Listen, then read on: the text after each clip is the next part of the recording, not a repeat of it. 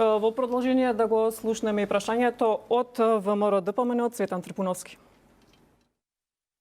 Владата предводена од Зоран Заев сака во наредниот период да протурка некаква зелена такса која што дополнително ќе го отежни земјоделското производство. Она такса која што наместо да им го олесни производството ќе им го отежни со дополнителна давачка во делот на производството. Знаеме дека дериватот нафта како еден од основните елементи има сериозен удел во економската исплатливост на производството.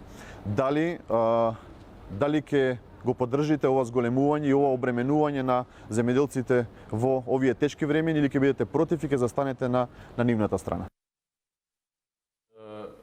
Нема врска со земјоделството зелената такса. Тоа е значи за целото општество и за делот на тоа што стремиме сите во климатските промени, делот на ЕУ политиките и слично. Што се однесува до земјоделството, ние веќе даваме така наречената зелена нафта. Значи субвенционираме нафта за земјоделците и со тоа што сме кажали дека до крај на мандатот ќе успееме 100% да финансираме. Почнете од 30, сега е 40 или 50%.